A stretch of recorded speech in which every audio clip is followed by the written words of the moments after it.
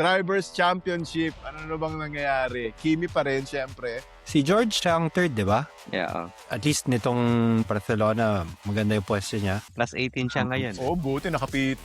Maganda-ganda yung points niya. Within reach pa rin naman kahit papaano, no? Basta maging consistent lang siya. Tapos huwag pairalin yung pagka-diva niya. Si Don Percival. May nakita ako sa comment Sinabi ano yun? Ciao, declare. Yun yung bago niyang pangalan. Paalam! Ciao! Paalam! Tropeo. Wala na. Ay, nako. 51 points yung gap niya kay Kimi. Ang hirap habulin nun. Isa rin na magiging magandang test sa kanya yun Kasi itong si Lewis, kuha niya na yung okay na configuration ng Ferrari. Parang it's up to him. Yes, ang sinasabi nga ni Charles ngayon, susundin niya na lang daw yung ginagawa ni Lewis Hamilton sa kanyang kotse.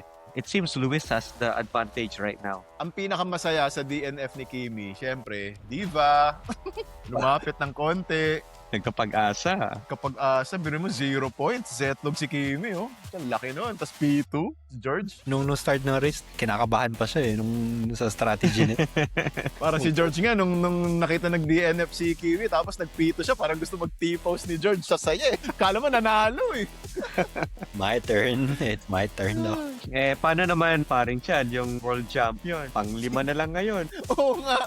Ang nakakatawa dito, world champion yan ha. Yan ang current world champion. Nag-podium, pero hindi mo lang naramdaman.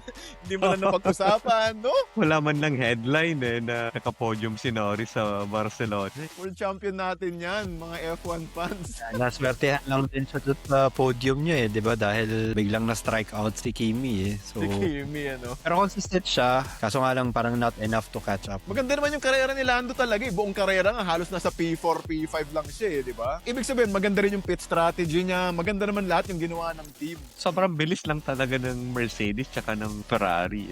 Para dun sa dalawa, sa top 2. Yung mga Smang Max fans natin dyan, magpalit muna kayo ng damit kapag lalabas kayo. Talagang wala rin Pinupush natin si Mang Max, pero talagang wala, ayaw. wala na tayong mapigay. Ano pa ba? Ano pa bang kailangan gawin ng Red Bull? Kung ano-anong papuri na ginagawa natin kay Mang Max wala. Lights out Basta mag-start ka. Yun na lang ang dasal kay Max. Huwag ka tumirek. Wala, hindi ko nakita si Max sa race Hindi siya na-focus man lang ng camera Walang highlight, oo. Di ba P4 siya, pero ang layo na ng gap.